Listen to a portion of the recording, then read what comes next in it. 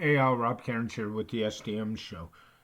In this episode, I sit down with friend of the show, my good friend Mr. Scott Mills. And Scott is considered an online expert at teaching kids to be safe online. So we thought we'd look back at 2020 and moving forward to 2021, especially during the pandemic and everything else going on, and talk about how to keep kids and adults safe on the internet. Grab your favorite drink, sit down, relax, and enjoy the chat that Scott and I had.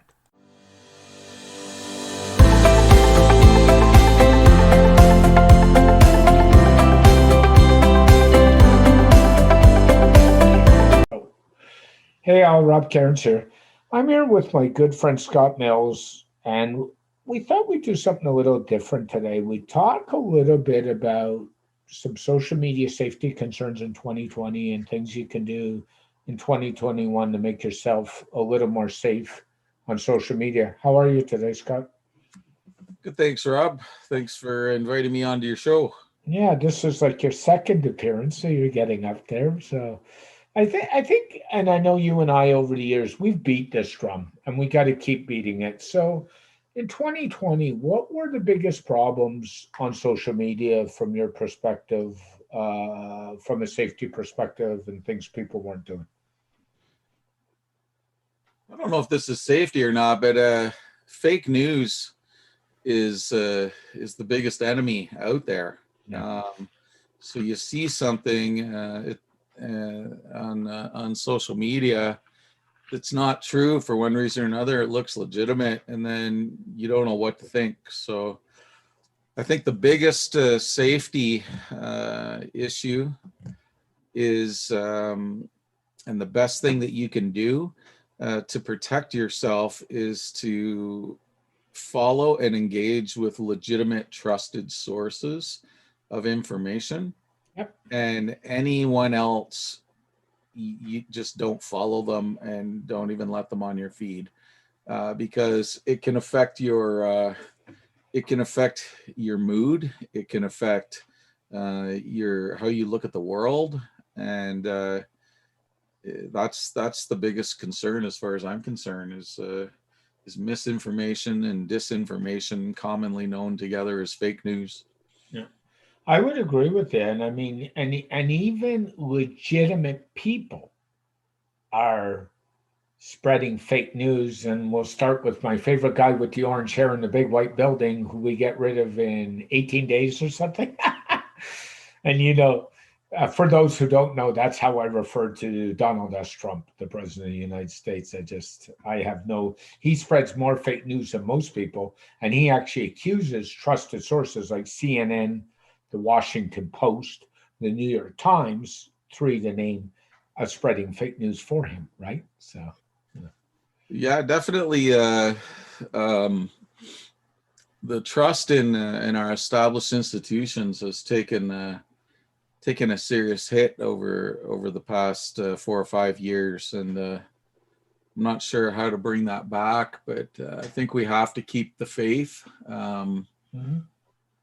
And it all comes down to integrity, reputation, Yep. and that's if the people that you're following on social media don't have integrity and don't have a good reputation, then unfollow them. I would agree. I mean, I think the best place for news still to this day on social media is Twitter. I mean, no matter how much you love or hate Twitter, I think it's an easy source. I think the best way to do it is to follow some trusted sources and throw them in a Twitter list, and then you can just go through and comb the list. Um, I think one of the problems, and since we're talking about it, we're talking about is with the pandemic, people's screen time have gone up and not down. I find personally since September, since I kind of recognized what I was dealing with and my marriage issues, I've actually dropped my screen time on social media dramatically. And people always say to me, "Where have you been?" And I said, I just I'm not going to spend 8 hours a day on Facebook or on Twitter because I'm at home. I've got other things to do. So I think that's the other problem is the screen time. And as the screen time has gone up, mental health issues have also gone up with it. Any comments on that?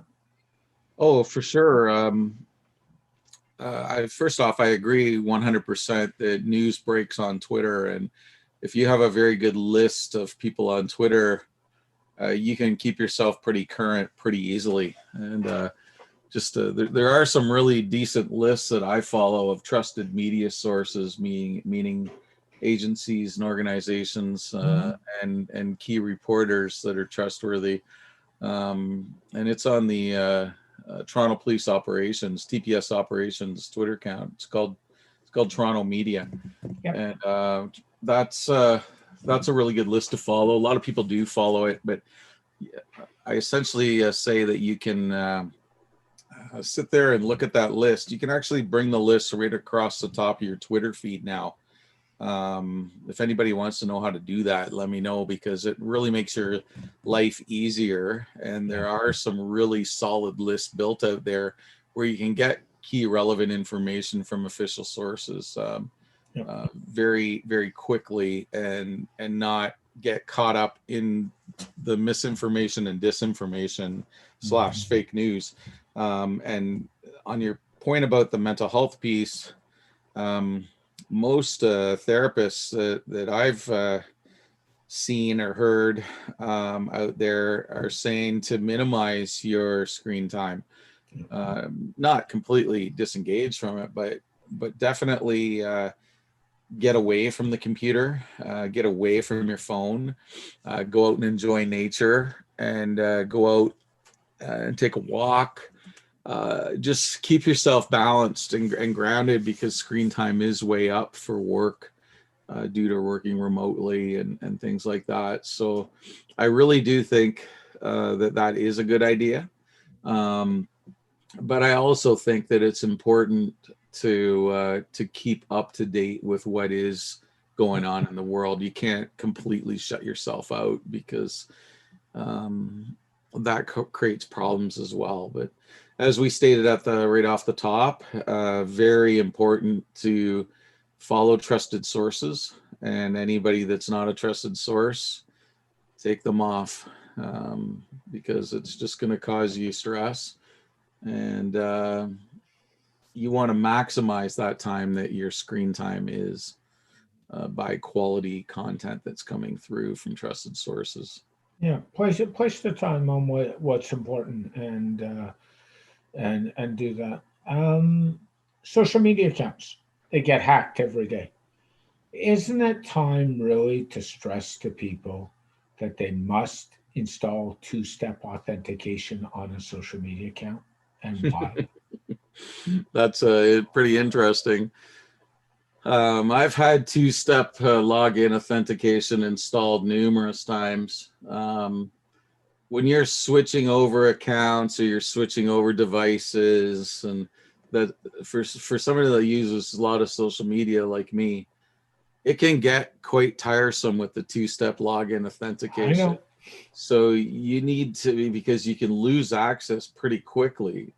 Say, for instance, you got a new phone and you don't have access to the old phone. You don't have access to the old number or whatever. So maybe that's something you can give, Rob, is some advice on how to actually do that properly, especially with the authenticators system, as opposed to text message, because I think it's really important that people do that, but they need to do it not using text message. I actually use Authy personally, and I know the phone issue. So I'll tell a personal story. My mom got a new iPhone, and my mom is a real estate agent, and she had to transfer her authentication service because the Toronto Real Estate Board uses two-step, and they have their own proprietary system that generates codes. And I actually had to pick up the phone and call the Toronto Real Estate Board and say, how do I move this from her old phone to her new phone? So that is a concern.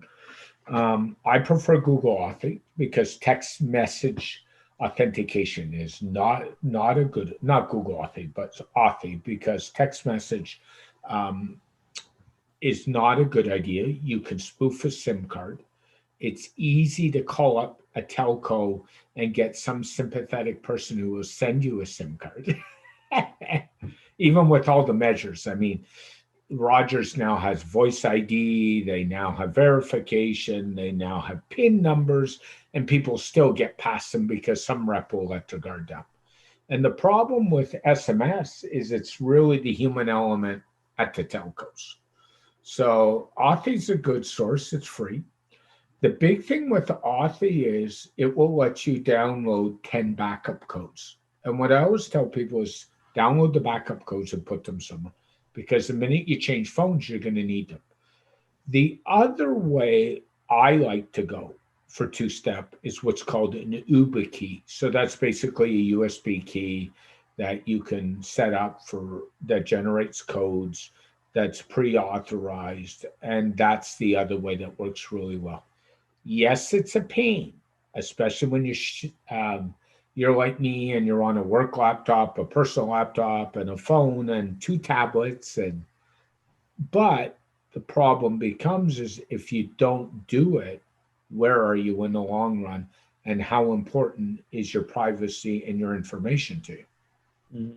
So I honestly think, I turn it on. Um, I would, while we're having that discussion, I would strongly suggest to anybody get a password manager. Turn your password manager on. LastPass is free. If you have Norton 365, they have a password manager included in the subscription. Do something. And I've gone to the point where I can't even tell you, except from my email, what my passwords are without looking them up, because I use scrambled random passwords. And that makes it difficult. Yeah, I think it's all great advice, Rob. Yeah. Another key point I think is with our children, many of them doing school from home. Yep. I think it's extremely important that you're not sharing a device with your child, simply because your device, it's like your personal notebook. It's like it's not really like a diary, but it's your working tool, right? Yep. It's your tools of the trade. It's like if you're a carpenter, you have your toolbox. So your computer and your phone really is your toolbox, and you get to know how that works for you.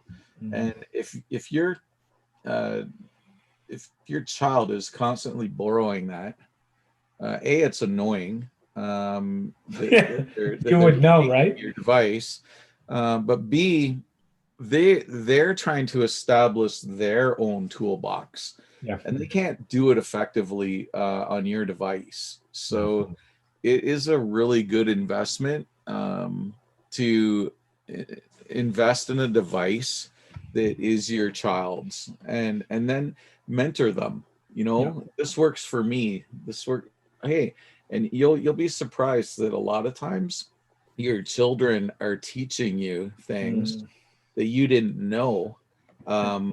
not only about security, but about different things that are out there and things that can benefit you as well. So this kind of age old idea that technology is bad, computers are bad, phones are bad, don't get your kid a phone, make sure that you install parental controls and all that type of stuff. I've never really been a fan of all that.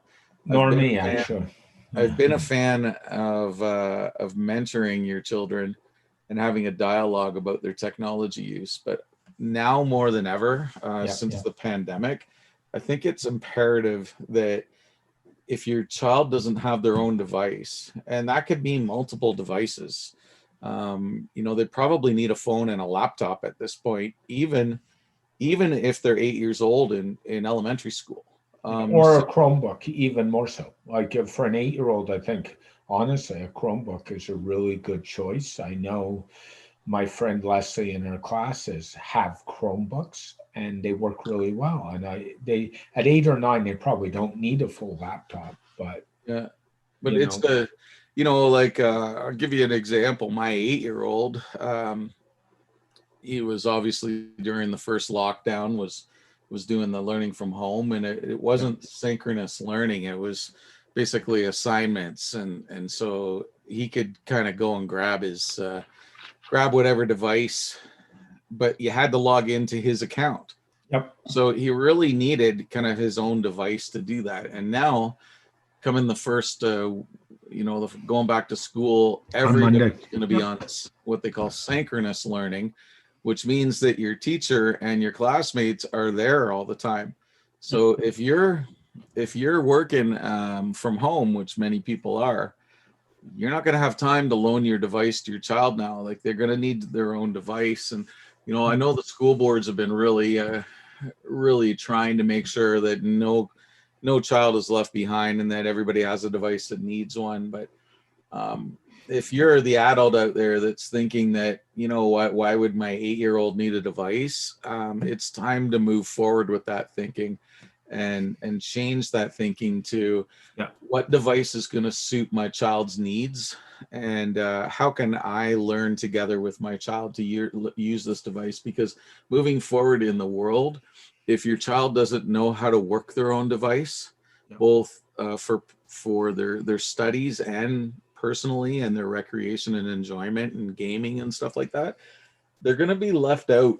And the other kids are going to say, well, how come you don't know this? It's like, oh, well, my parents won't let me have that. And Yeah. it really is a requirement in this day and age, in Canada and in the States, North America anyway.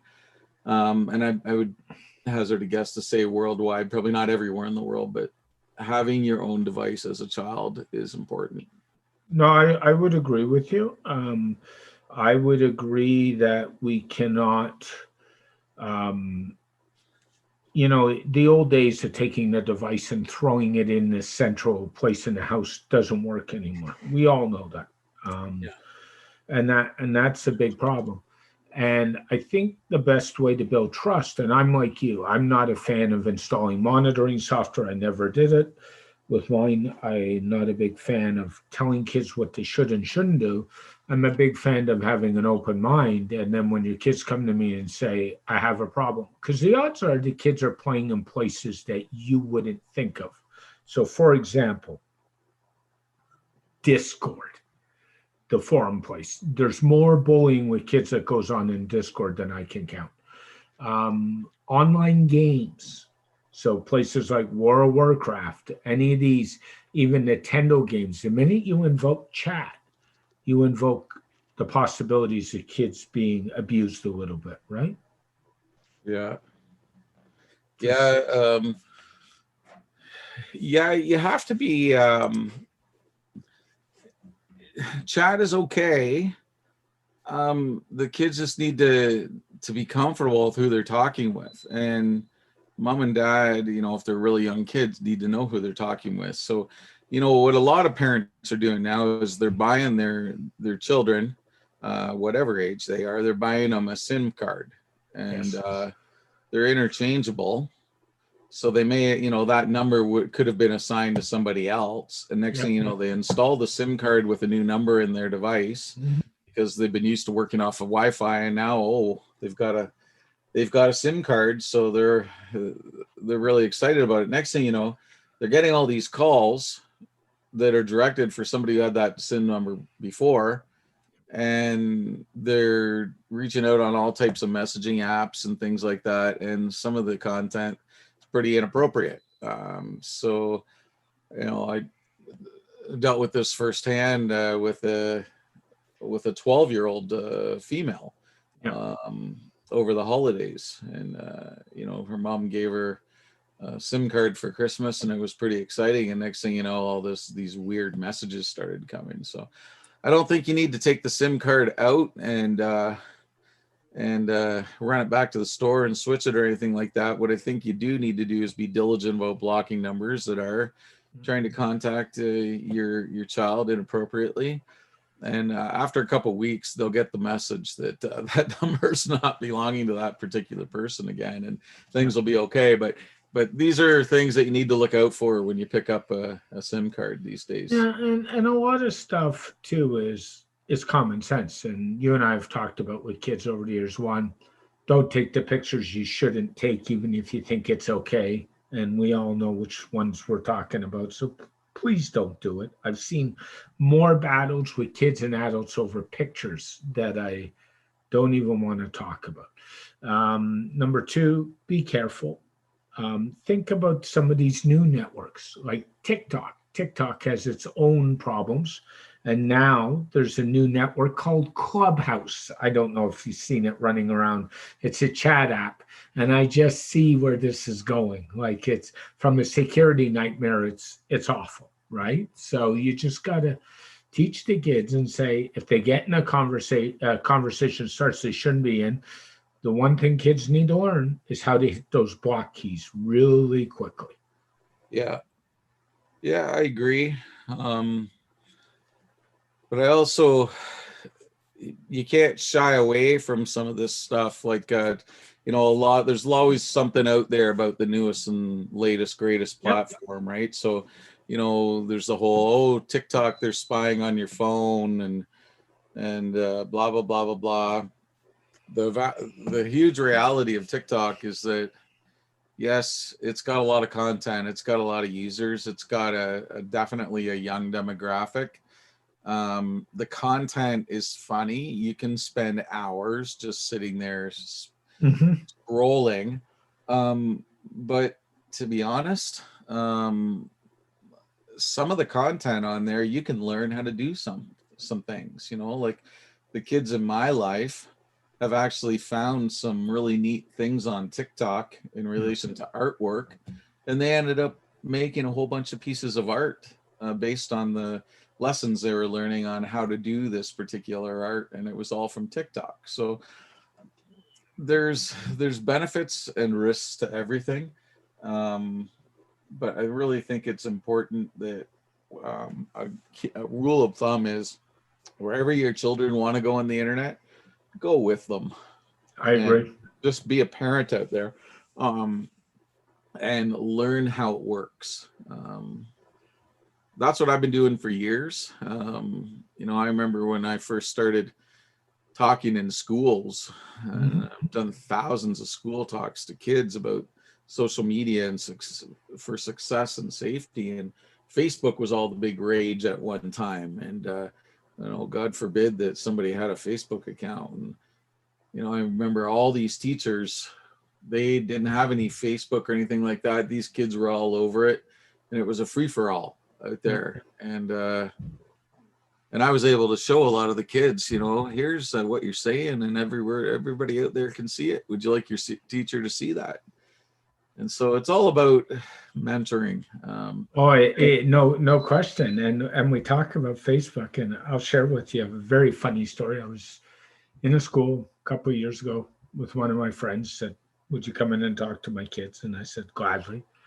And and normally before I do a talk, I either throw my browser in incognito mode or I clear my cache.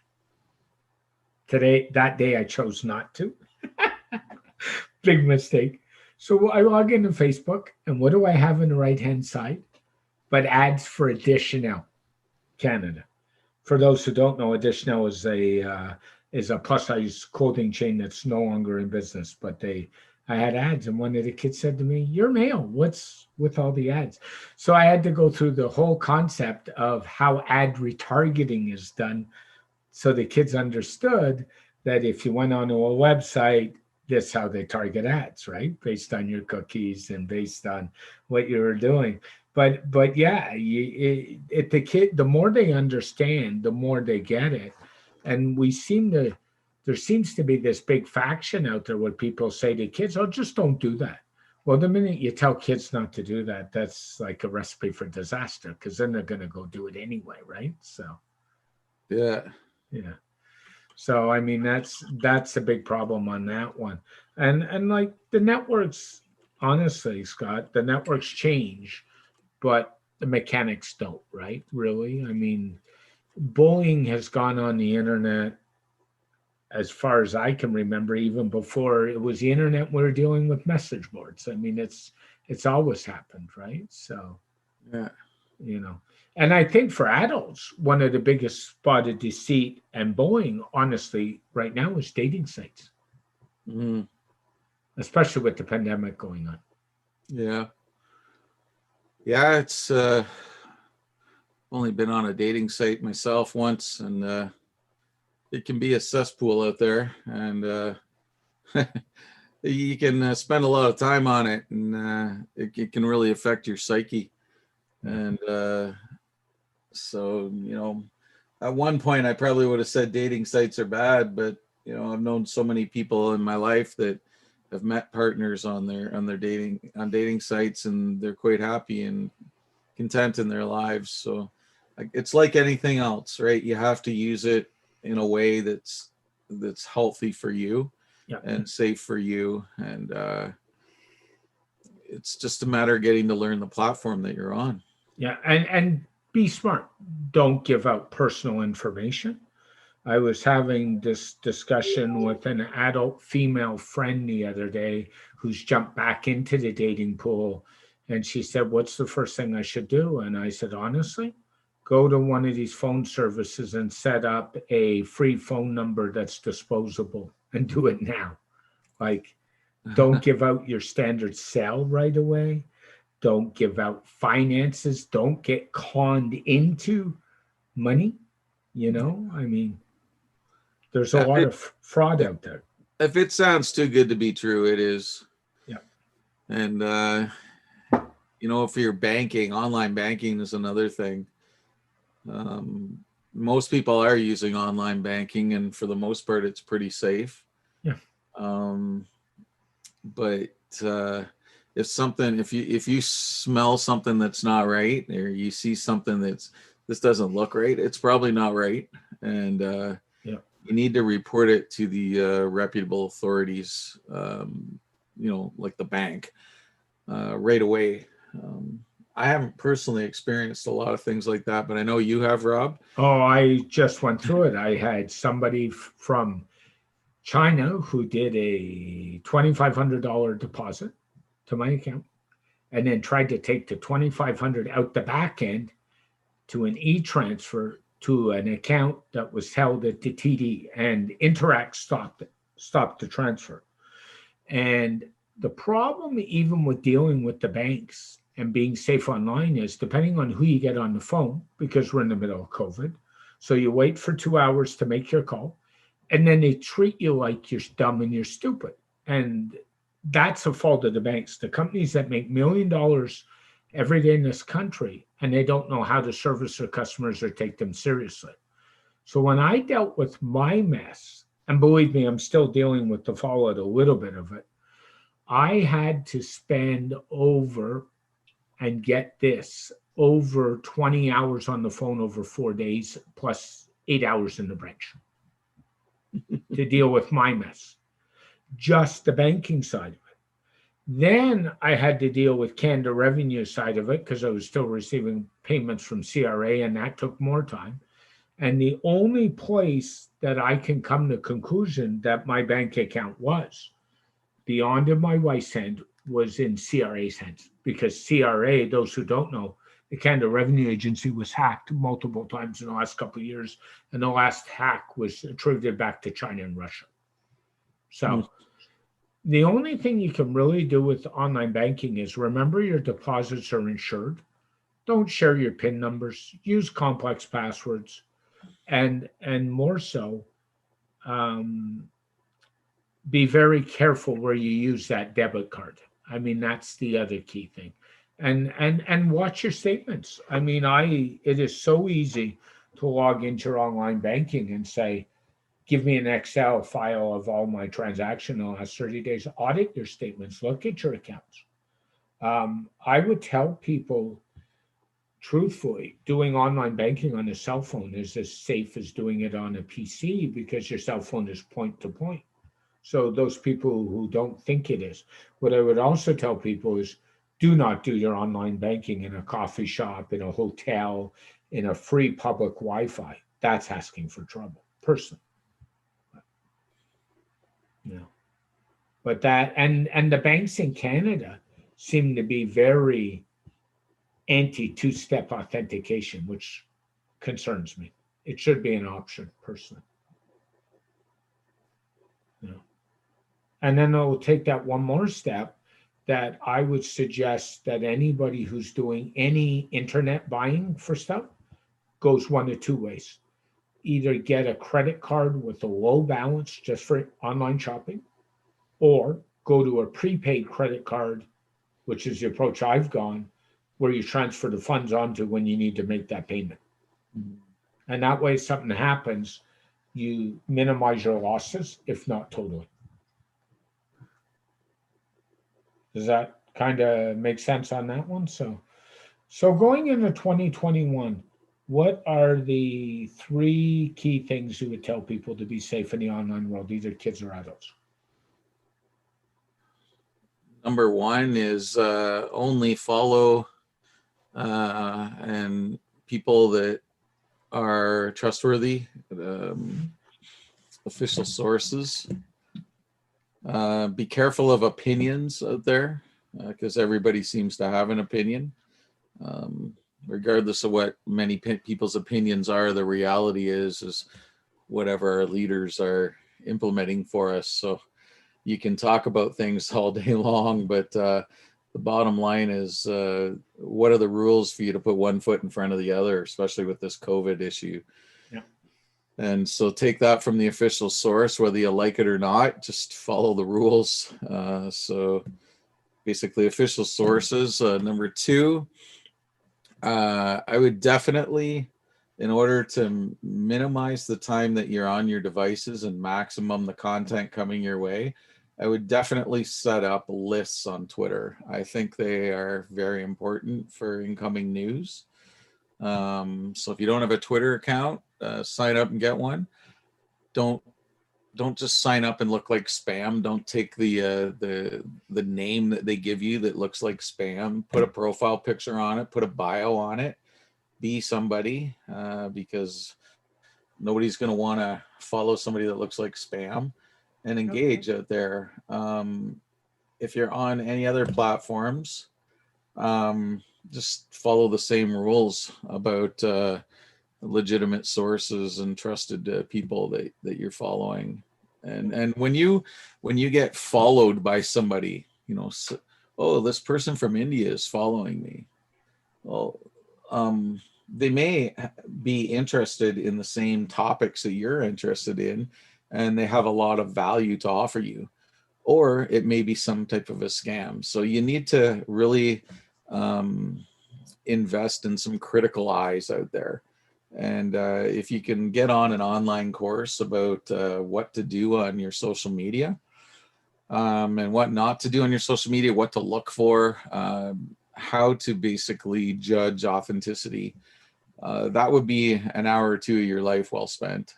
And thirdly, I think it's, we discussed this, I think it's imperative that if you have young children, that you spend some time engaging with them on their own devices and teaching them what you know about using the internet and social media, and in turn listen to them about what they know, and foster a good relationship of trust and understanding between your child and yourself about the online world.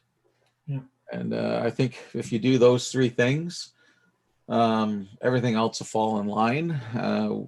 And I think your life involving technology will become seamless in a couple of months if you're doing those three steps. And the one thing I will add is, if you really want to protect yourself online and what's being said, learn how to use Google Alerts and set up some Google Alerts on your name, your company's name. Keep people, if you own your own business, in your business. Keep people around you. then Google will kind of notify you when things are being said. I've actually picked up things that way, so that's a good way to protect yourself too. And Yeah. just be aware of what's going on. I mean, there's a lot going on right now. What I'll tell you from experience, having spent a lot of time in the computer security end, there's more hackers and more spammers and more phishing schemes and more virus problems right now with everybody at home. The other big takeaway I've got is if you're forced to work at home on a home computer to do business, call your office and tell them to set you up with a virtual machine.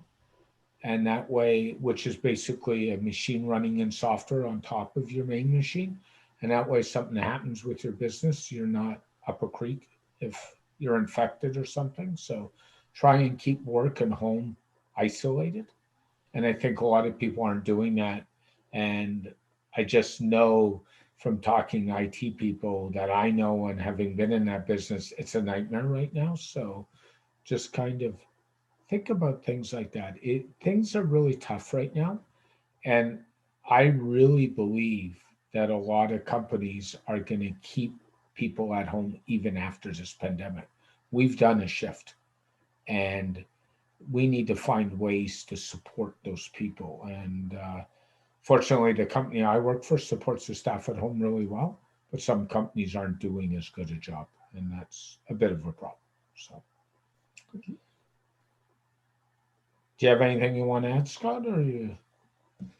No, I think say Happy New Year to everybody, and we've got a bit of a fresh start here, so positive attitude goes a long way, regardless of the challenges that we're facing. So, hopefully, people can stay positive and be helpful to each other and kind to each other, and keep our stress to a minimum. And it's always good to talk with you, Rob, and it's always nice to be able to reach out to somebody like yourself that is quite knowledgeable in the IT and security world, because things come my way. Even though I'm working full time with this in a kind of a law enforcement capacity, things come my way that I'm like, is that real? Is that I need an opinion on, right?